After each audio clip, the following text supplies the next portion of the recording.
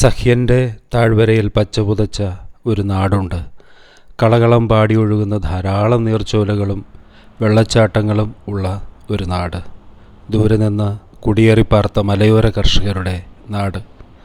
സന്തോഷവും സന്താപവും കോപവും എല്ലാം മനുഷ്യനോട് പങ്കിടുന്ന മഴസമൃദ്ധമായ ഒരു പ്രകൃതി. ഇത് അങ്ങ് കേരളത്തിൻ്റെ തെക്കേ അറ്റത്ത് തിരുവനന്തപുരം ജില്ലയിൽ കള്ളിക്കാടിനടുത്ത് തമിഴ്നാടിനോട് അതിർത്തി പങ്കിടുന്ന അമ്പൂരി എന്ന ഗ്രാമം. സാഫ്രോണിൻ്റെ ഇന്നത്തെ യാത്ര അമ്പൂരിയിലേക്കാണ്. ഐതിഹ്യങ്ങൾ കഥ പറയുന്ന നാട്ടിലേക്ക്.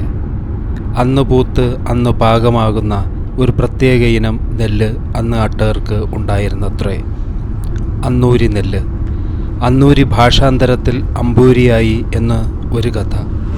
മറ്റൊന്ന് എങ്ങോ നടന്ന അമ്പെയ്ത്ത് മത്സരവുമായി ബന്ധപ്പെട്ടത്.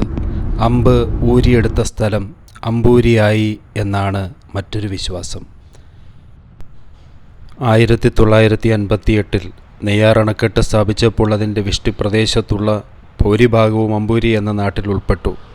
2001 നവംബർ 9 കേരളം ഒന്നാകെ ഞെട്ടിത്തെറിച്ചൊരു വാർത്ത അമ്പൂരിയിൽ നിന്ന് വന്നു.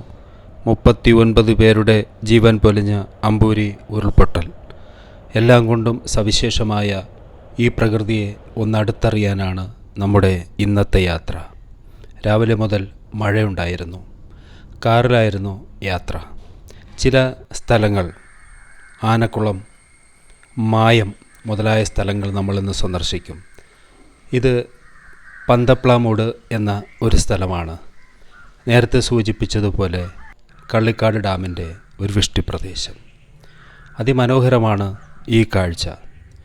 ഗൂഗിൾ മാപ്പ് നോക്കി ഡയറക്റ്റ് ഇവിടേക്ക് വന്നിറങ്ങരുത്. അപകടമാണ്.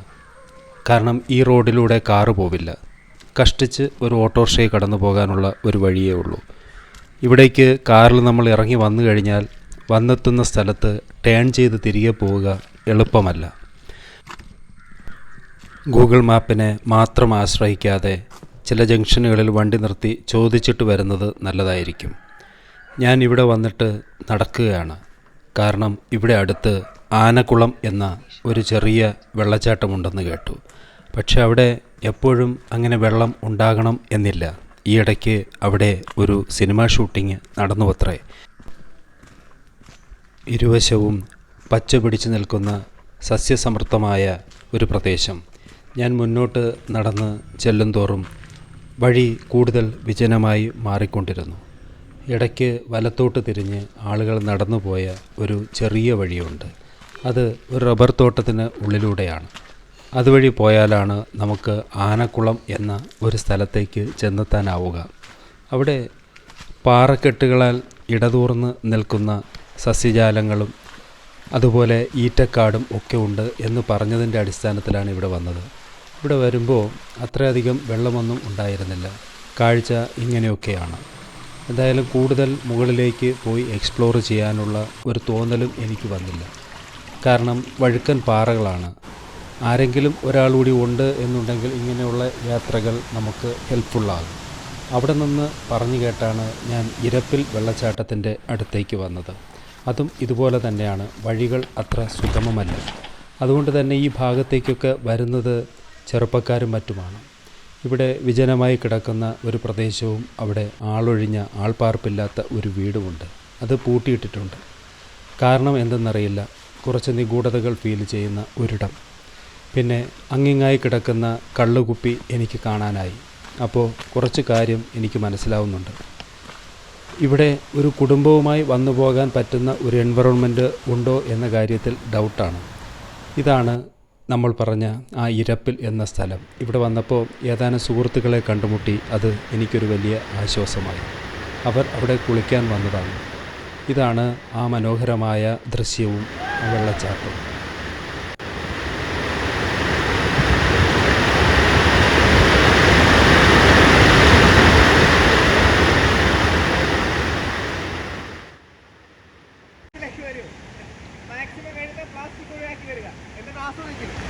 യുവതലമുറകളിൽ പലയിടത്തും പോയി അതേപോലെ പ്രകൃതി കാണും.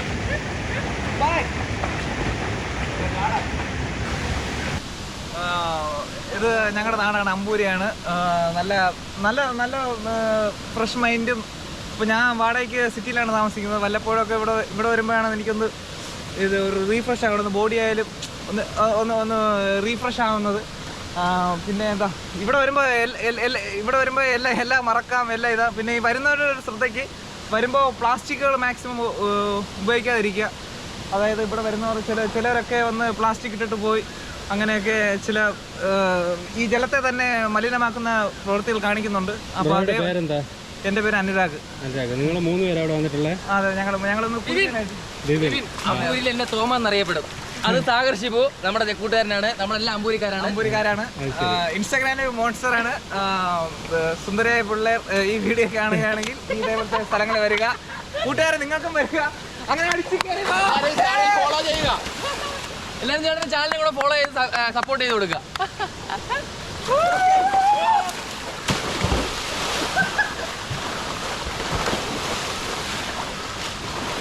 Bro, thank U.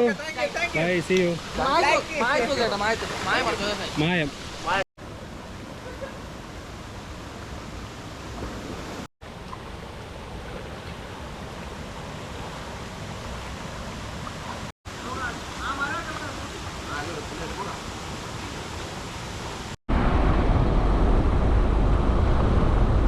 അവർ പറഞ്ഞതനുസരിച്ചാണ് മായത്തേക്ക് പോകാൻ തീരുമാനിച്ചത്.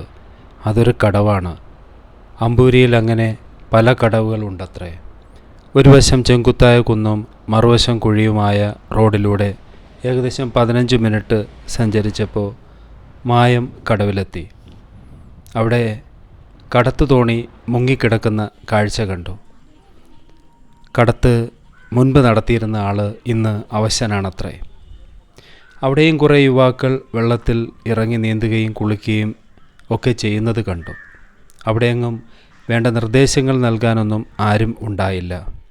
പെട്ടെന്ന് ഇടിവെട്ടി മഴ തുടങ്ങി. As usual. മഴ പെയ്ത്തിൽ കൂടുതൽ നേരം ഇവിടെ നിൽക്കുക സേഫല്ല. പിന്നെ തിരികെ പോരുമ്പോൾ അമ്പൂരി തന്ന കാഴ്ചാനുഭവങ്ങൾ മനസ്സിൽ മായാതെ നിന്നു. ഇനിയും ഒരിക്കൽ കുറേ കൂടി ആ പ്രദേശം ടൂറിസ്റ്റ് ഫ്രണ്ട്ലി ആവുമ്പോൾ നമുക്ക് പിന്നെയും വരാം. ഇന്ന് കൂടെ വന്നവർക്കും സ്നേഹം പങ്കിട്ട എല്ലാവർക്കും ഒത്തിരി നന്ദി. സാഫ്രോൺ.